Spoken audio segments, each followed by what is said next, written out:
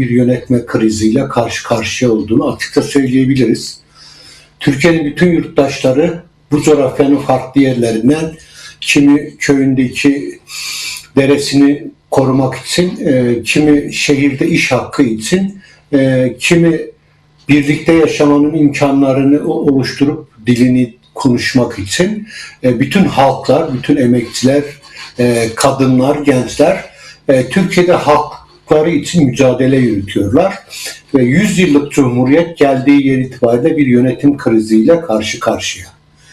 Bugün buradan çıkmanın en önemli imkanlarından bir tanesi şunu kabul etmemiz lazım ki 100 yıllık Cumhuriyet'in yapısal sorunlarına çözüm üretecek yalnızca geçmişin sorunlarına ve hafızasına değil, gelecekte birlikte yaşamanın, ortak yaşamanın imkanlarını ve zeminini de kurmak açısından barış ve toplumsal birlikte yaşam, demokratik toplum projesi bugün Türkiye için elzem bir biçimde Türkiye'nin kendi yolunu bulduğu, kendi demokratik değerlerini yeniden güçlendirdiği bir imkan taşıyor. Bundan dolayı ekmeği için, işi için mücadele eden öğretmen arkadaşların da, öğrenci arkadaşlarımızın da, kendi dilini konuşamadığı için hakkında bulunan Kürt yurttaşlarımızın da, kendi inançlarını yerine getiremeyen Alevi yurttaşlarımızın da sürekli sokaklarda devlet şiddetiyle karşılaşan ve erkek şiddetine maruz kalan kadınların yıllardır çığlıkları ve mücadelelerine baktığımız vakit evet, yeni bir Türkiye'ye ihtiyaç var. Yeni Türkiye'yi bunlar kuracak. Ve bu topluluklar birlikte yaşamanın, barışın, kültürünün haklarıyla birlikte hem eşit yurttaş olmak isteyenlerin haklarını veren, hem emeğin özgürlüğünün meşruluğunu kabul eden bir toplum düzeni talebinde bulunuyorlar. Barış ve demokratik toplum projesi de tam da buna tekabül ediyor. Onun için iktidar bloklarından çıkıp terörsüz Türkiye diyenlere buradan seslenmek lazım. Memleketin meselesi terörsüz Türkiye meselesi değil, memleketin meselesi birlikte yaşamı inşa edecek barış ve demokratik toplum projesinin hayat bulmasıdır. Onun için sokaklarda insanların sesini duyan, toplumsal sorunlarına birlikte çözüm arayan, bütün farklılıklarıyla içine girmiş olduğumuz krizlerden birlikte yaşama umudunu büyüterek çıkmak bir toplumsal barışla mümkündür. Toplumsal barışı inşa etmekse bütün bu coğrafyada yaşayan halkların, yurttaşların birleşik bir mücadelesiyle mümkündür görünüyor. Benden önce konuşan iki arkadaşı da dinleyince bu memlekette siyasal iktidarın tek derdi olduğunu söyleyebiliriz. Sermayenin ayağına taş değmesin. Patronlar daha çok para kazansın. Silah sanayi daha çok büyüsün. Ve bunun karşılığındaysa sokakta haklarını talep edenlere ise polisin jopu, şiddeti.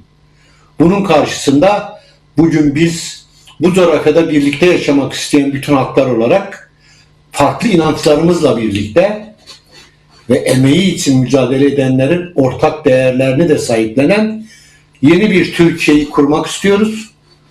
Yeni Türkiye dediğimiz şey geçmişin tekçiliğine takılan değil, geleceği birlikte kurma iradesi gösterenlerin ortak yaşamıyla mümkündür. Bu anlamda buradan hem siyasal iktidara hem toplumun farklı bloklarına şunu söylemek isterim. Birlikte yaşamamızın ve bu Türkiye'nin bu krizden çıkmasının ana dinamiği barışı ve demokratik toplumu birlikte inşa etmekten geçiyor. Onun için de bunu inşa etmemiz yalnızca bu coğrafyada yaşayan Kürt yurttaşlarımız açısından değil, bu coğrafyada derdi olan ve derdine derman arayan herkesin ilacı diyebileceğimiz çözümlerin adresini birlikte bulabiliriz. Bu adres bu halkların iradesindedir ve tabii ki devletin ve iktidar blokunun toplumu otoriter ve şiddet araçlarıyla değil, demokratik taleplerine esas alan toplumsal bir dönüşümle mümkündür. Türkiye uzun süredir siyasal iktidarın, yani yaklaşık son, yani benim ömrüm o kadarına yettiği için söyleyebilirim ama 100 yıllık Cumhuriyet'in tarihinde de böyleymiş.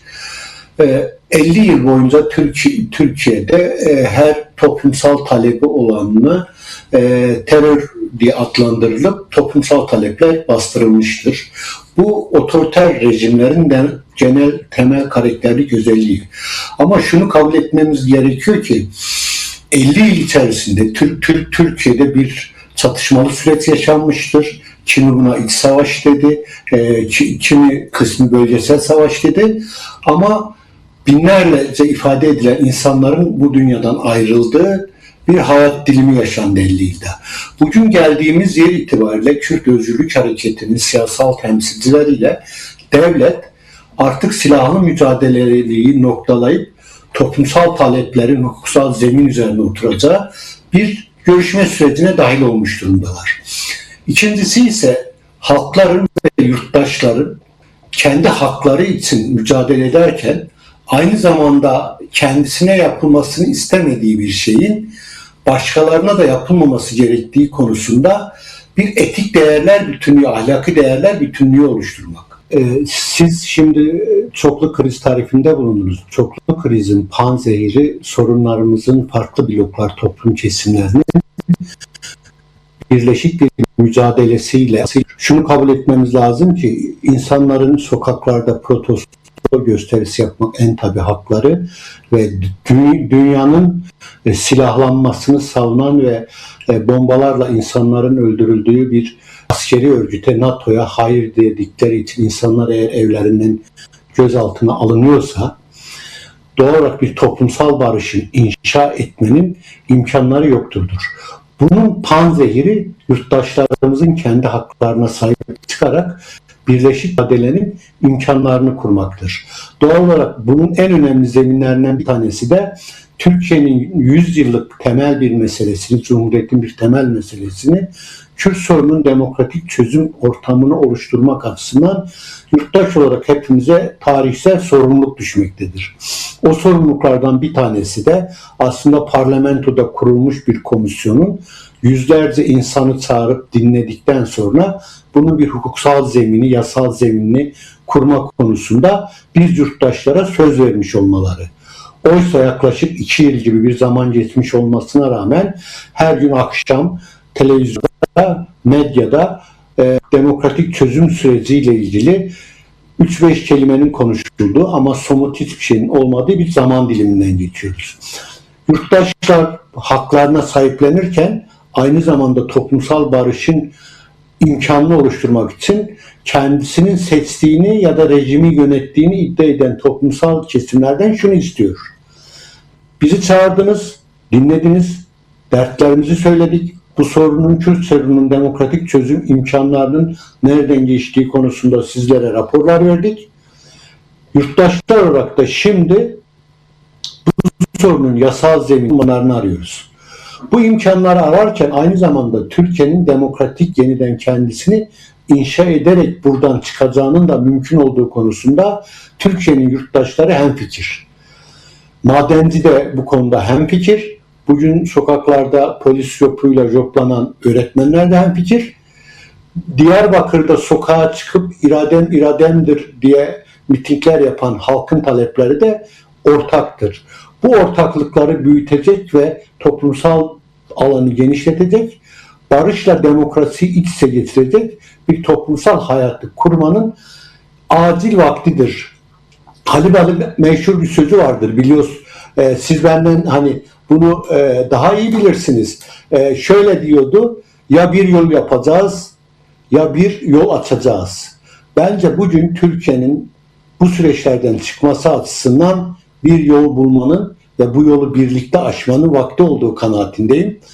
Bütün fikri farklılıklarımızla, bütün toplumsal sorunlara farklı yaklaşımlarımızla birlikte Türkiye'nin demokratik değerler üzerine kendisini yeniden inşa ettiği, toplumsal barışın gerçekleştiği eşit yurttaş, bütün yurttaşların hakkı olduğu ve bunun hukuksal bir güvenceye alındığı bir demokratik cumhuriyetin biz yurttaşlar açısından elzem olduğunu daha gür sesle konuştuğumuz ve bunun için mücadele ettiğimiz bir zaman diliminden geçiyoruz.